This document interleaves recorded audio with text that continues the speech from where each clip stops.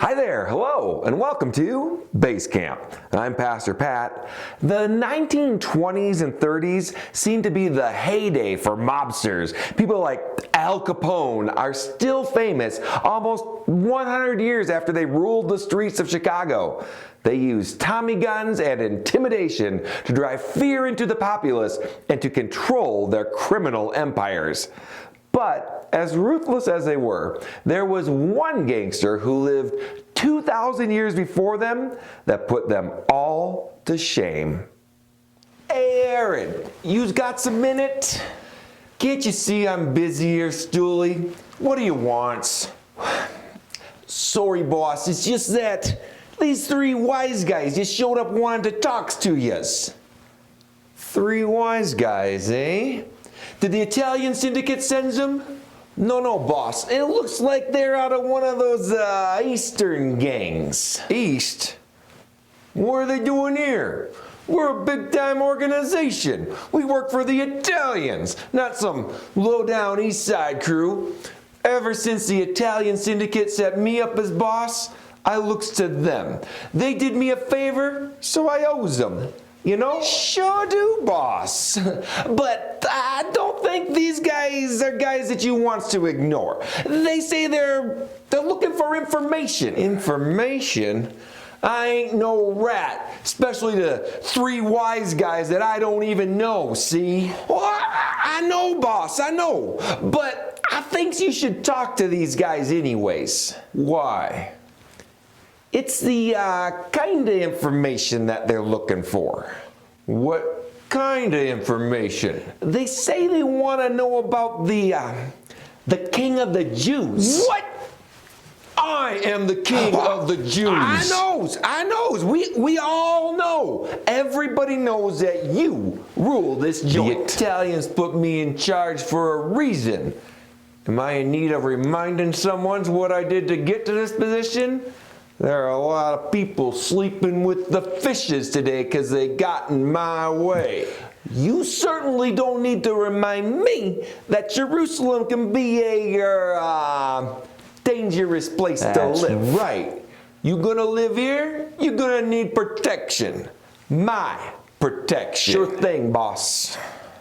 So, is somebody trying to muscle in on my territory? I don't know. They said something about a baby. Babyface Nelson? No, not babyface.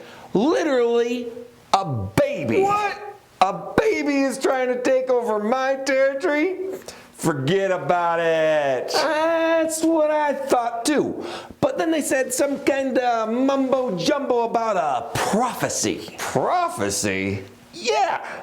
And I looked it up. It says in the holy book that some guy is going to be born in Bethlehem who will rule Israel. Says he'll be a shepherd for the people.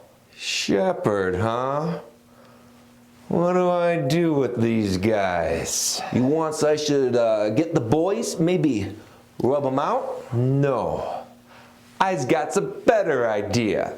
We can use these guys to get to them.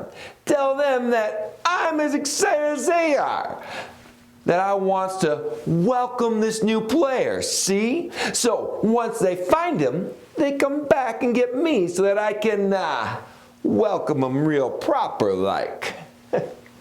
That's brilliant, boss. All right. Make it happen. There's only one king of the Jews around here, and it certainly ain't no baby. King Herod was about as horrible as they come. He conned and murdered his way to the top, and conned and murdered some more to stay there. Nothing was beneath him. In Matthew chapter 2, we see him trying to trick the wise men into showing him where baby Jesus was so that he could kill him. When that didn't work, Herod just killed every infant and toddler in Bethlehem. Thankfully, Joseph had already fled with Jesus to Egypt, but that didn't save the others. Herod was a bad guy. Why was he so bad? Because he put everything into getting what he wanted for himself. But in the end, that didn't make him happy. It made him miserable. To get his kingdom and to keep it, he killed one of his wives, 3 of his sons, his brother-in-law, his mother-in-law, cousins, uncles, and countless others. And all for a kingdom that wouldn't last.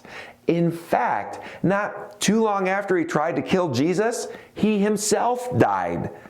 The really sad thing is, he was only 6 miles away from truly finding the peace and purpose for his life that he craved.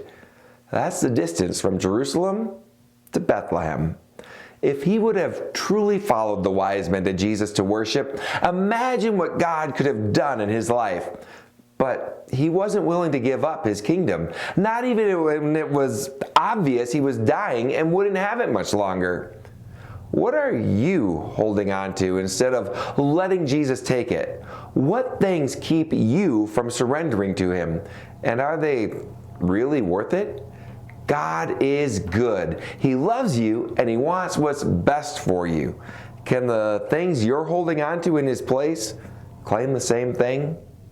This Christmas, choose to be like the wise men and lay all your treasures before Jesus, not like Herod and hold them so tightly that you lose everything. I'm Pastor Pat with Base Camp, a ministry of Summit Church in beautiful Bozeman, Montana. We'd love to have you join us for services this Christmas season. We meet every Sunday at 10 o'clock, and on Christmas Eve, we're going to be having a special candlelight service at 4 o'clock. You can also find us online at summitchurchmt.com and on Facebook and YouTube at Summit Church MT. Our children's ministry Facebook page is Base Camp Kids Min. Now, if you're wondering what to get me for Christmas this season, I would love a like, comment, subscribe, and share. Merry Christmas. Bye.